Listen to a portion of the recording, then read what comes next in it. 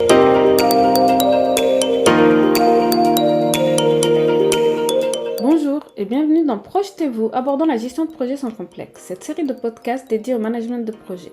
Je suis Mervette Mtimet, j'ai plus de 10 ans d'expérience en tant que chef de projet et PMO.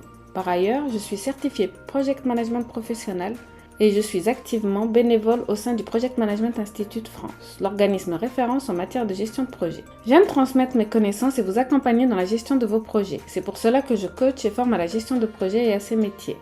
Je suis persuadée que bien connaître les rouages de la gestion de projet permet de réussir tout ce que vous entreprenez, que ce soit dans votre vie professionnelle ou personnelle.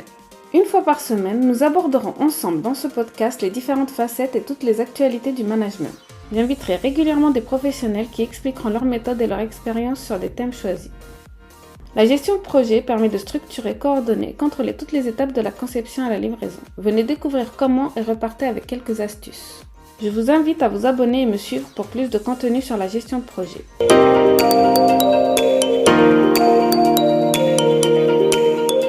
Aujourd'hui, nous avons un invité très spécial qui est Fawzi Mala, un expert en gestion de projet, en gestion de management et de leadership.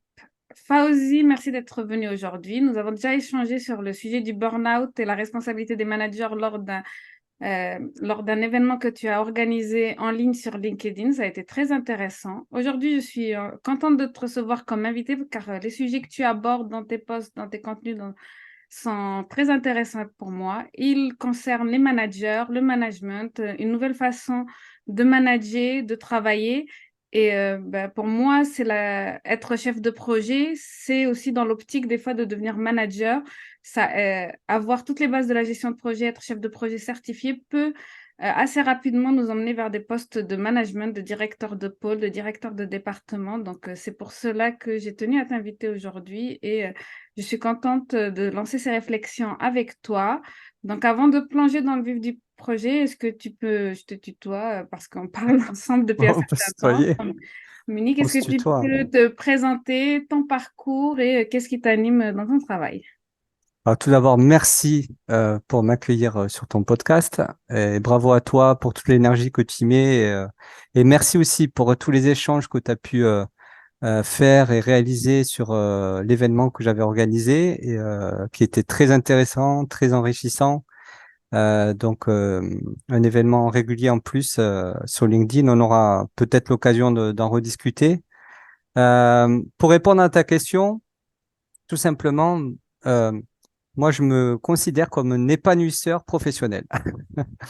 Alors, c'est le terme que je me suis trouvé parce que, en effet, aujourd'hui, j'ai un parcours qui m'a permis de m'épanouir dans ce que j'aime faire, ce que j'adore. Alors, aujourd'hui, je le fais à travers, on va dire, mon statut de chef d'entreprise, même si j'aime pas trop le terme statut, mais c'est ça. Aujourd'hui, je gère deux entreprises, dont Starter Unit, d'ailleurs.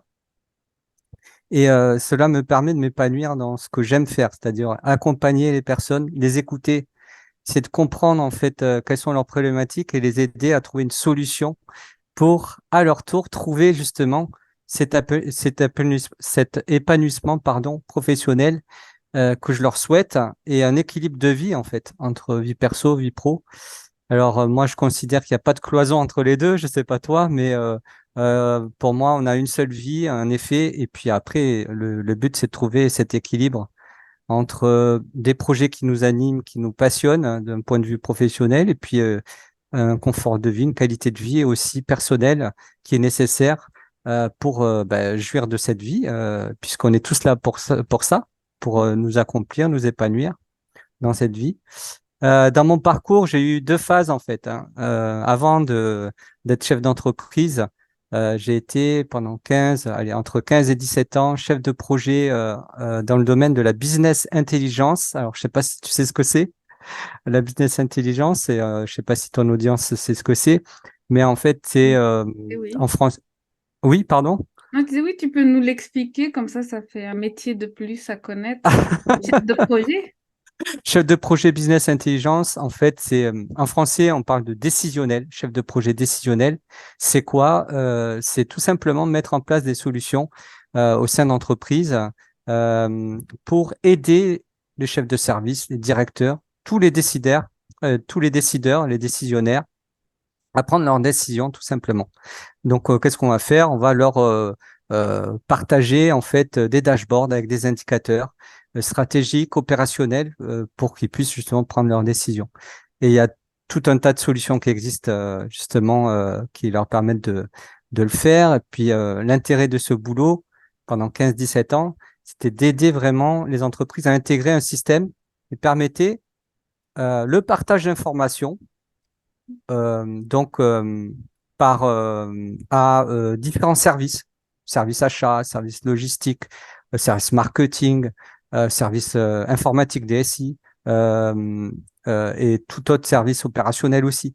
Donc mon métier c'était ça, c'était d'aider en fait et d'intégrer des solutions qui permettent à tous ces services de communiquer entre eux et puis surtout de partager les mêmes informations et de leur faciliter la prise de décision. Et et on va le voir tout à l'heure, justement, peut-être à travers les questions, que la prise de décision dans le management, c'est central et c'est ce qui m'a aussi motivé à faire ce que je fais aujourd'hui et les sujets que j'aborde aujourd'hui. Donc, j'ai été 15-17 ans en tant que chef de projet. J'ai géré jusqu'à 15 personnes, pas plus. Hein. Je suis pas allé au-delà parce que tout simplement, au-delà de 15, ça devenait trop administratif pour moi. J'étais plus dans la gestion de projet et moins dans le management de projet ou le leadership de projet que j'adore faire. C'est-à-dire vraiment aider des personnes à monter en compétences, de mon équipe à monter en compétences, à évoluer, à aller chercher leur potentiel de façon optimale, justement, au service de tous. Ça, j'adore faire ça. Et au bout d'un moment dans ma carrière, je n'ai plus pu le faire. Et donc, je suis passé dans la deuxième phase de mon parcours où j'ai créé mes entreprises, des entreprises qui me passionnaient, Ben, dont merci Starter pour le Unit. retour. Donc, j'ai deux choses qui m'intéressent. Donc, déjà, quand tu parles de chef de projet business intelligence, j'avais aussi une copine à l'époque qui était comme ça, chef de projet dans la business intelligence. Et finalement, je crois que nos deux métiers, chef de projet business intelligence et PMO, Project Management Oui, Officer aujourd'hui, se ressemblent beaucoup. Bien sûr, il y a beaucoup de similitudes et beaucoup de choses qui sont différentes. Donc, c'est très intéressant que oui, bah, c'est tout à fait normal. Les directeurs d'entreprise ont toujours eu besoin d'avoir une vision claire. Et pour cela, il y avait soit des chefs de projet business intelligence, soit maintenant des project management officers qui vont les aider à pré-mâcher, à leur remonter les activités du terrain pour les aider essentiel. à prendre la décision stratégique. Donc, c'est vraiment très important et je l'explique dans plusieurs de mes épisodes sur le PMO, sur aussi dans mon guide que je pourrais mettre en lien. Ensuite, l'épanouissement vie pro, vie privée, ça passe aussi beaucoup par la vie pro, c'est-à-dire le cadre de Ouais, travail, le management. Et je pense que c'est ça, l'épanouissement, c'est que bah, si on est dans un espace de travail où on ne se sent pas bien, eh bien, il faut s'arrêter, il faut éviter, puisqu'après, ça peut avoir un impact sur notre santé, sur notre vie personnelle, notre vie familiale.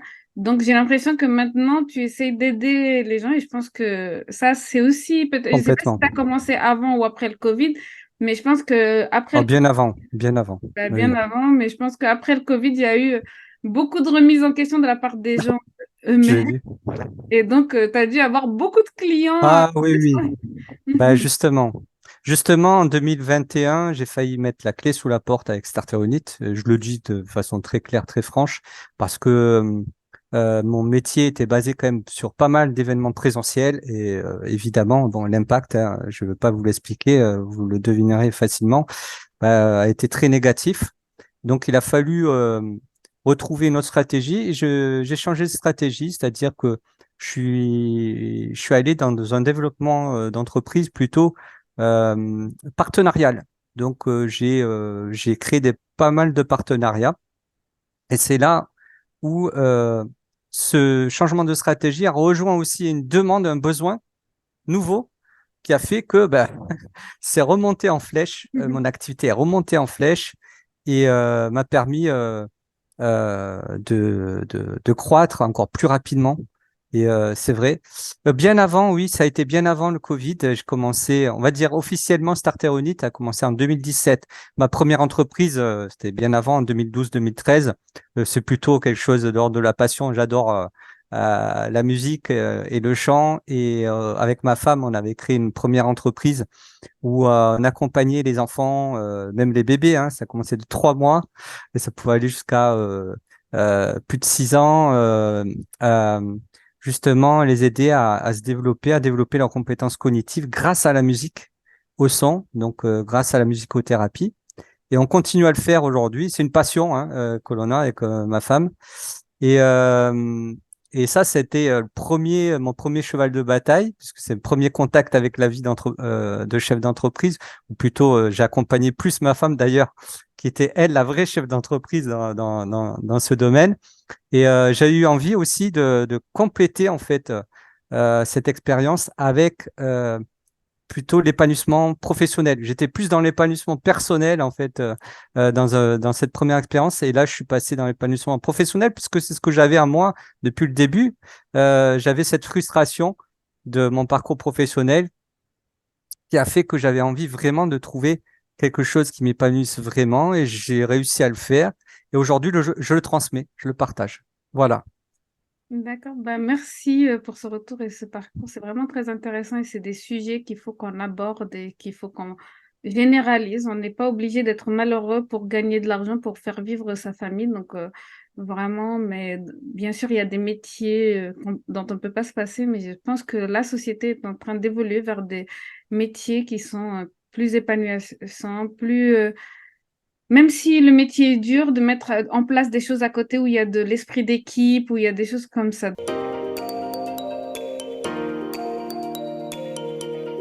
Pour toi, est-ce que tu peux nous donner un aperçu général de ce que pourrait être le management du futur, surtout Ah. dans le contexte peut-être de la gestion de projet, Bah, puisque tu connais les deux. justement, et c'est ça qui est marrant parce que j'ai raccroché les deux, c'est-à-dire que la première expérience que j'ai eue, la première phase de mon parcours, je l'avais un petit peu écarté. Quand on change complètement de vie, et je le dis vraiment à tes auditeurs, je sais pas s'ils sont dans ce cas-là, ils peuvent être peut-être dans des réflexions de changer de métier ou de se perfectionner à travers la gestion de projet pour justement faire un nouveau métier. Et peut-être pour eux, c'est une opportunité. Euh, Ne jamais jeter le bébé avec l'eau du bain, c'est-à-dire que les premières expériences que vous avez eues, vont vous servir. Et moi, mes expériences de chef de projet m'ont servi vraiment dans ma nouvelle vie en fait de chef d'entreprise à plusieurs aspects. Pour répondre à ta question, pour moi, le management du futur, c'est un management déjà plus humain. Pourquoi? J'ai plus ou moins subi un environnement de travail quand même très déshumanisé, on va dire, surtout dans le secteur de l'informatique de l'IT, hein, puisque je faisais quand même, j'intégrais quand même des solutions IT au sein d'entreprises, grosse boîte d'ailleurs du CAC 40, public et privé, et puis aussi pour des services publics. Et c'est vrai que c'était un aspect, le côté déshumanisé, était un aspect qui me frustrait pas mal et justement, qui m'empêchait de m'épanouir aussi, en partie, dans mon travail. Et ce qui me permettait de m'épanouir, c'est le côté justement humain, c'est-à-dire le fait d'écouter son équipe, d'être à son service, de le faire monter en compétences, d'orienter tous nos efforts, toutes nos ressources au sein, enfin plutôt autour d'un objectif commun. Ça, j'adorais ça. Et pour moi, le management du futur doit être un management plus humain, qui mette au centre vraiment l'enjeu, cet enjeu professionnel, l'épanouissement professionnel. Pour moi, c'est un enjeu. L'épanouissement professionnel, c'est pas juste euh, un caprice, hein. Hmm. C'est essentiel.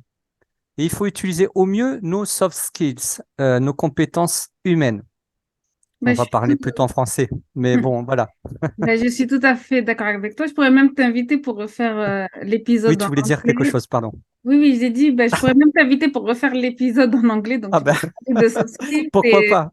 tout ce que tu m'as dit m'a relevé trois points très importants. Par exemple, là, la dernière édition du PM Book pour le Project Management Institute, ils ont complètement changé tous les codes. Ils ne font plus par domaine de compétences avec la planification, le ressources management, le périmètre, Exactement. ça. Ils le font avec le chef de projet au cœur comme un manager, un leader, Un leader, qui emmène exactement. les équipes. Donc ça, c'était un peu ma première remarque. Moi-même, ben, moi aussi, j'ai travaillé dans une entreprise du CAC 40 où j'ai mené donc une équipe jusqu'à une vingtaine de personnes et tout ceci. Donc moi, de cette expérience-là, j'ai pu mettre les bases de la chefferie de projet, de l'organisation, de la planification. Et ben, on voit quand même qu'on se dirige vers un monde où ben, on essaye d'avoir un management plus humain, même si moins physique, beaucoup plus au Exactement. travers du télétravail et tout ceci. Et puis, ben, on a quelque chose qui arrive en force qui va nous aider. Et je pense que toi, tu en as parlé dans plusieurs Mm. de tes Ben postes, justement, l'intelligence artificielle.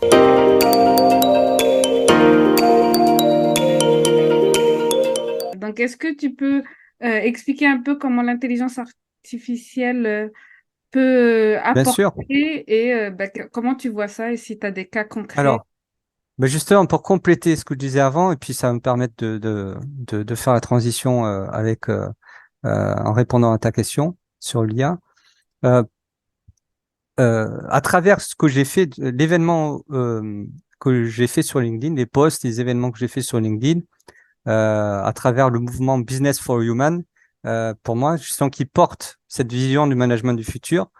En fait, il est central dans justement ce que tu en parles très bien, le management du futur, le future of work, le future of work comme on l'appelle. Et il remet au centre, et tu l'as dit en partie aussi, donc le leadership, la gestion des personnes, la communication, d'ailleurs verbale ou non verbale, et c'est ça qui est intéressant entre ben, peut-être la différence entre le télétravail ou pas d'ailleurs. Ben, cette communication peut être plus ou moins complète en fonction du mode de communication, justement. Le storytelling aussi, on n'en parle pas beaucoup, mais la manière dont vous allez amener les choses, c'est aussi important que le fond aussi, le fond lui-même, c'est-à-dire que il faut engager émotionnellement aussi, et on va en parler tout à l'heure peut-être, il faut engager émotionnellement aussi ses équipes, être empathique, écouter, je l'ai dit tout à l'heure, mais c'est super important. Euh, on parle aussi de négociation. Moi, je suis moins à l'aise avec les négociations parce que négociation, ça veut dire tirer un petit peu le drap ou la couverture, pardon, vers soi. Moi, c'est pas ma vision des choses, mais c'est vrai qu'on en parle beaucoup de négociation dans ce process-là. Et l'intelligence émotionnelle, évidemment, justement, on va, je pense, en parler. Pour moi, le management du futur, c'est intégrer aussi les technologies du futur dans le machine learning, enfin l'IA, quoi, l'intelligence artificielle. Nous, on utilise au sein de Starter Unit le machine learning, justement, comme technologie aussi. Et donc, la question, c'est ça, en quoi l'IA euh, va être important, c'est ça? Euh, Pour moi, l'IA va rendre le management, le chef de projet, le métier beaucoup plus humain, puisque tout ce qui est administratif, hmm. comme tu disais, tout ça sera automatisé, ce qui fait que ça va se centrer entre ben, la stratégie et accompagner ben, les équipes à se dépasser, quoi. En effet, et comme tu le sais, on est passé d'une économie où on embauchait vraiment des bras, économie industrielle, d'ailleurs j'en parlais dans un de mes posts, à celle où enfin, à celle où on embauchait encore et on embauche toujours des têtes, c'est-à-dire que on est dans l'économie de la connaissance, c'est-à-dire c'est primauté à celui qui connaît, sauf que là, ben, cette économie-là va laisser place à autre chose, puisque l'IA va permettre en fait de gérer des tâches répétitives hein, ils seront de plus en plus d'ailleurs pris en charge et automatisés par les machines. Hein. Euh, cela, donc, du coup, va nous permettre de nous concentrer, nous, humains, justement ce sur quoi on a le plus de valeur ajoutée, c'est-à-dire notre humanité. Alors, c'est pas juste une vision en fait superficielle, mettre notre humanité au sein de nos projets. C'est essentiel et c'est même non seulement essentiel, mais c'est aussi efficient. C'est-à-dire que si on est au bon endroit, c'est-à-dire si le chef de projet, lui, il est au bon endroit, c'est-à-dire s'il met son humanité au service de son projet, il va mobiliser beaucoup plus et beaucoup mieux, je ne sais pas ce que tu en penses, mais beaucoup mieux son équipe.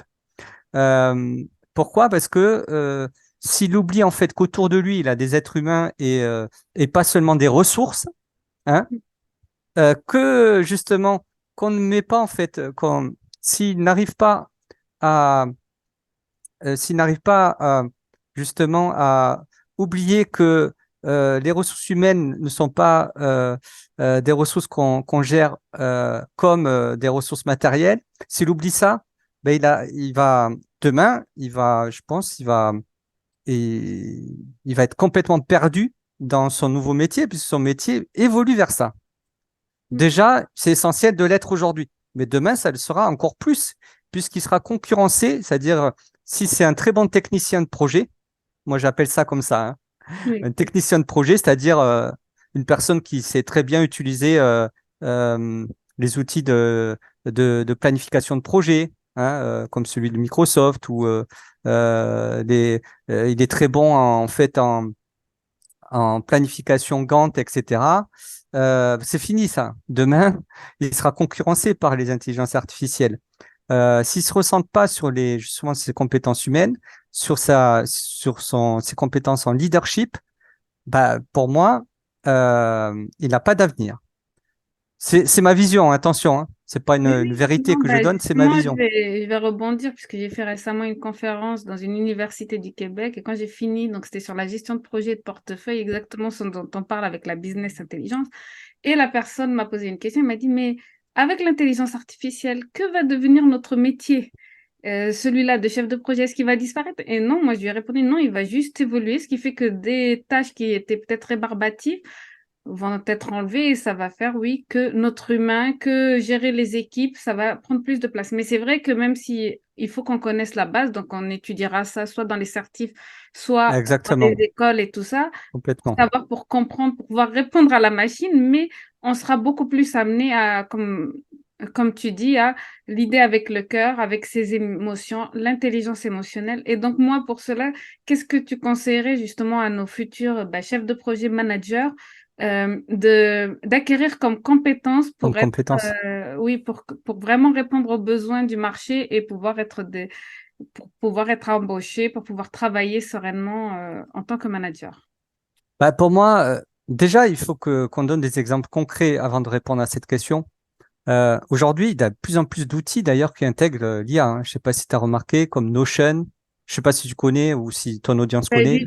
J'utilise Notion, ClickUp. Notion, mais même Excel. Oui, Excel, de toute façon, à la base. Oui, oui, c'est vrai. Même Pardon.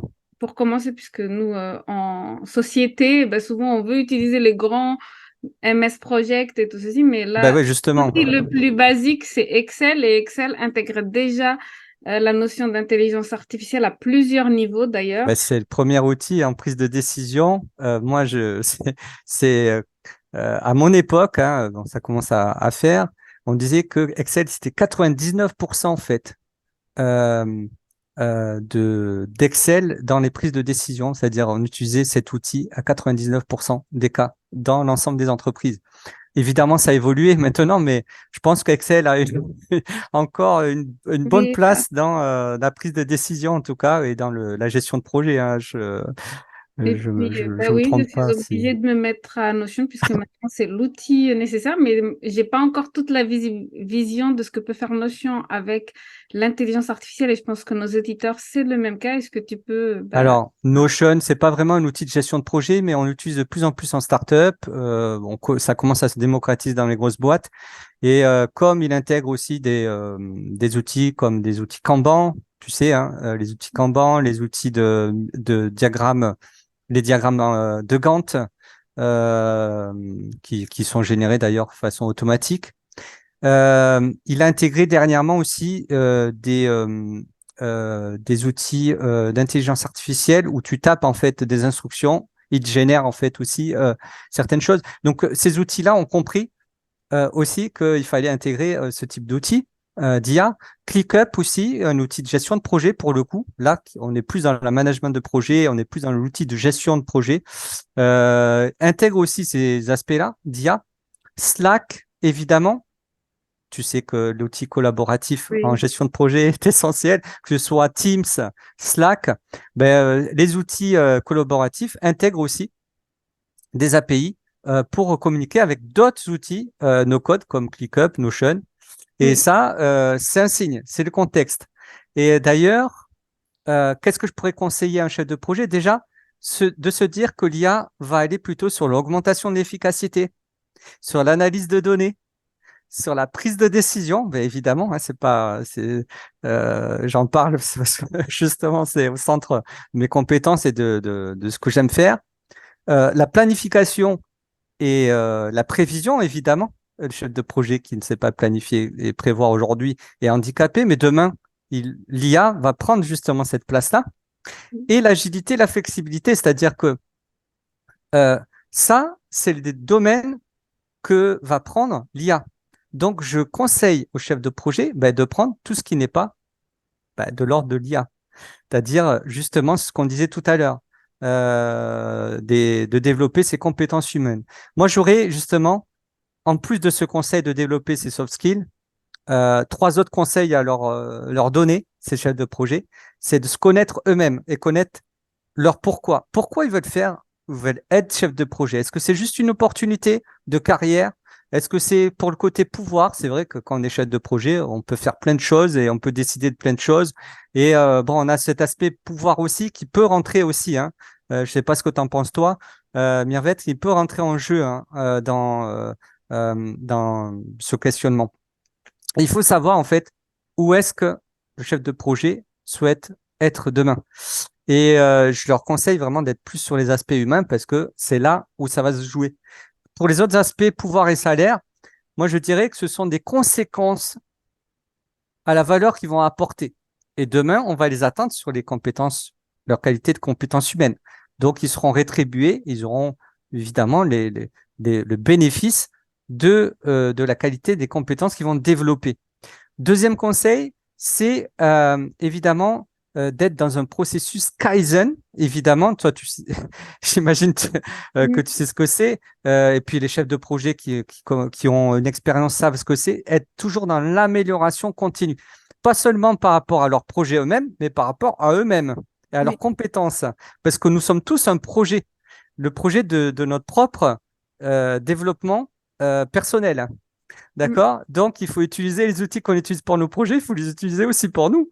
Et donc, le process Kaizen d'amélioration continue, c'est essentiel. C'est-à-dire, il faut ne jamais considérer qu'on sait tout en chefferie de projet. On apprend tout le temps. Moi, j'apprends tout le temps en tant que chef d'entreprise, en tant que, évidemment, aussi manager de projet, puisque j'ai des projets qui s'enchaînent tout le temps. Donc, il faut que il faut que je développe aussi cette capacité à m'améliorer de façon continue, à apprendre tous les jours.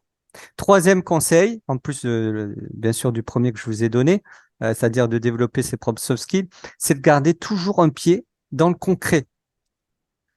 Attention, à un moment donné, quand on évolue, moi j'ai été 15-17 ans chef de projet, quand on évolue dans la chefferie de projet, on a tendance un petit peu à être hors sol. Tu vois ce que je veux dire, Mirvette? Oui, euh, être hors sol, c'est-à-dire être déconnecté de la réalité du terrain. oui, Un, être déconnecté de son équipe, ça c'est le premier risque qu'on peut avoir.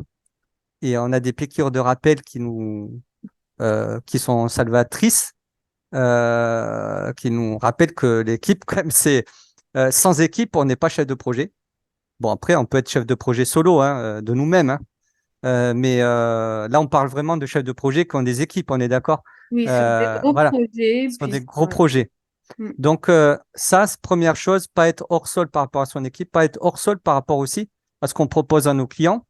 Parce que si on n'est pas empathique aussi par rapport à ses clients, c'est-à-dire si on écoute mal ou à moitié et qu'on considère que le besoin, en fait, qu'on croit comprendre de la part de son client nécessite une solution qu'on a déjà appliquée 50 fois avant et que ça va être on est toujours Mhm. dans une solution de facilité. On va proposer une solution qu'on a déjà fait pour d'autres clients, on va la proposer pour le client euh, sans avoir vraiment compris qu'elle serait inadaptée pour le client. Ben là, on part à la catastrophe. Donc, attention, ne gardez toujours un pied dans le concret. Soyez empathique envers vos équipes et surtout vos clients, évidemment, surtout vos équipes, mais aussi vos clients.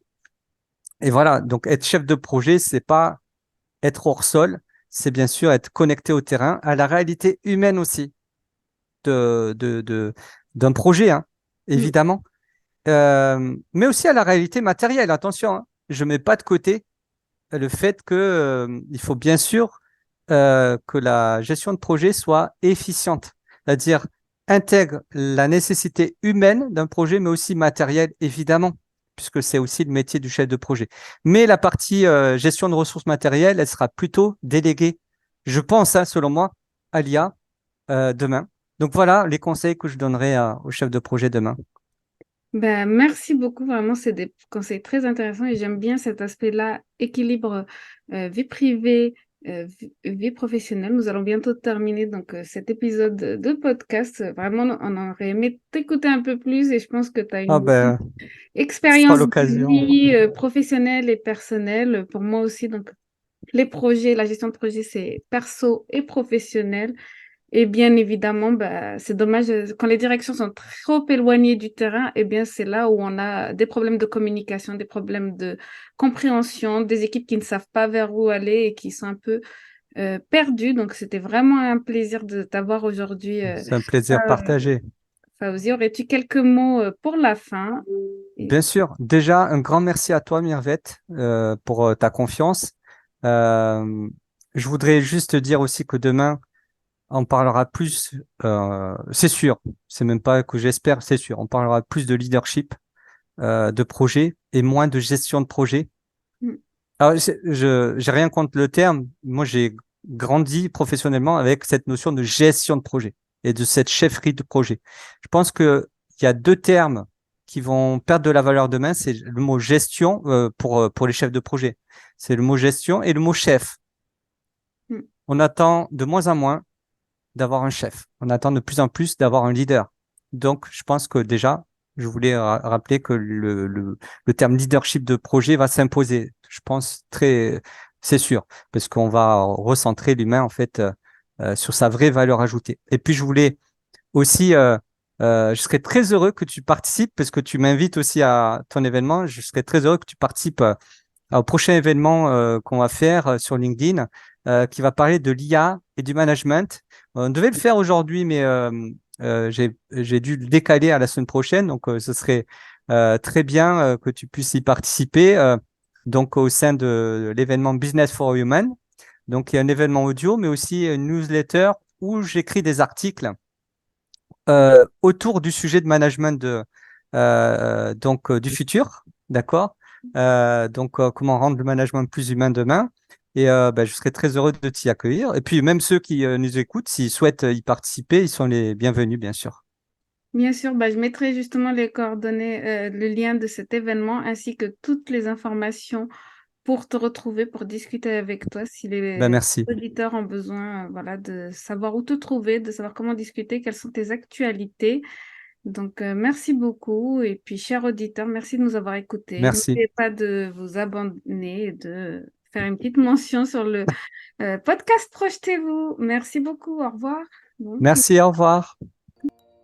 La gestion de projet est un domaine passionnant et stimulant. Et j'espère que le podcast Projetez-vous vous apportera des connaissances précieuses et des conseils pratiques pour améliorer vos compétences en gestion de projet. Que vous soyez un chef de projet expérimenté ou que vous débutiez dans ce domaine, vous trouverez ici des informations pertinentes et des exemples concrets pour vous guider avec le succès de vos projets. Je vous remercie de vous joindre à moi dans cette aventure passionnante et je vous donne rendez-vous dans le prochain épisode de Projetez-vous abordant la gestion de projets sans complexe. Vous trouverez dans les notes de cet épisode quelques liens intéressants, notamment si vous voulez aller plus loin. N'hésitez pas à me contacter, vous trouverez toutes mes informations sur ce podcast ou sur mon site internet mirvet-timet.com. Je suis également présente sur les réseaux sociaux et j'aime bien échanger sur les sujets liés à la gestion de projet.